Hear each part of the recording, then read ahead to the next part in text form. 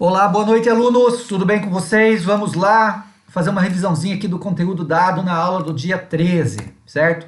Então, nós vimos aqui essa escala que nos traz aqui os principais, o tamanho de alguns micro-organismos, né?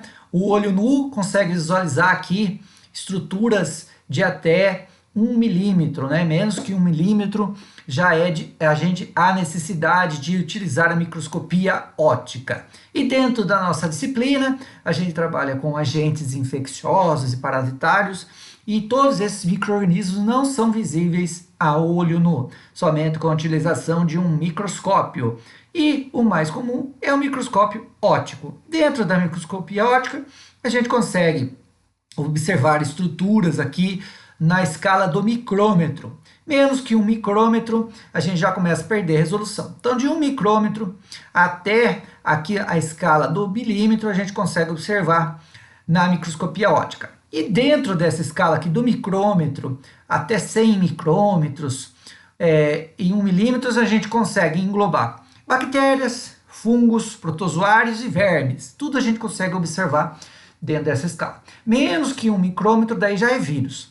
Vírus, a gente não consegue observar eles na microscopia óptica, não consegue observar, somente com a utilização de microscopia eletrônica, certo? Muito bem, daí a gente entra no grupo aqui das bactérias, domínio bactéria, esse é o reino Monera, né? São micro-organismos, todos nós sabemos que bactérias causam infecção no ser humano, inúmeras doenças aí causadas por bactérias. Todas as bactérias são unicelulares, quer dizer, são formadas por uma única célula. São procarióticos, quer dizer o quê? Elas não têm uma membrana envolvendo o núcleo. O núcleo fica solto, não é que não tenha núcleo, tem núcleo, mas ele fica solto no citosol, no citoplasma, certo?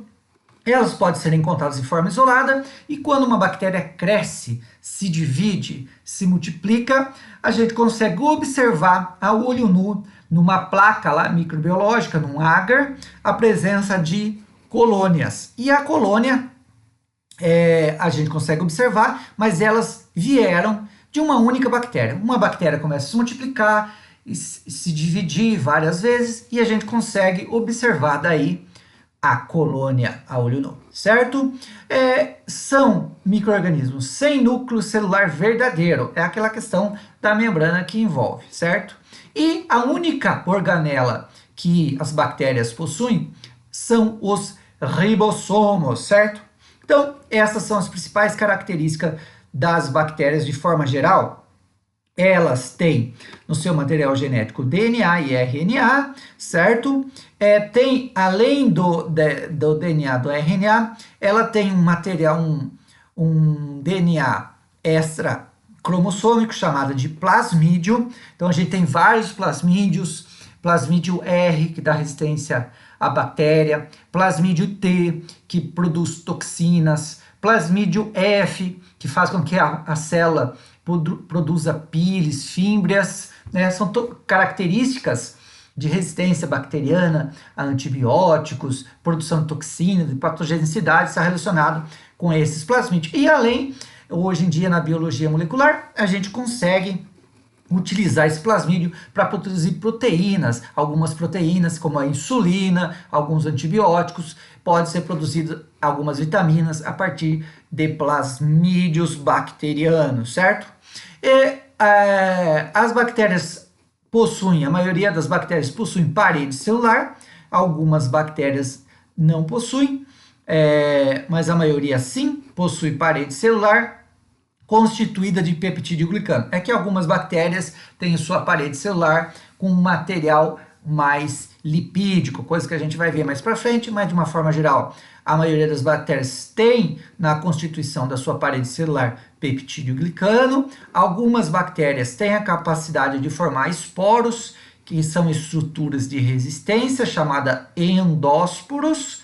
Então elas têm a capacidade de esporular, formar endósporos, como a bactéria do tétano, né? A bactéria do tétano não sobrevive na presença do oxigênio, ela forma esporos. Então, quando você corta a pele, esse esporo penetra com terra, né? Os esporos estão contaminando a terra, não tem nada a ver com ferrugem, sim, com ferrugem contaminada com terra, né? Com matéria orgânica.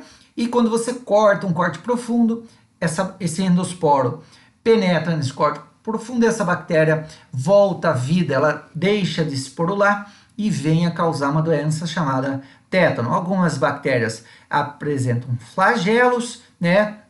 Que tem a capacidade de se deslocar. Então, aqui são as principais características, as características gerais das bactérias, tá certo?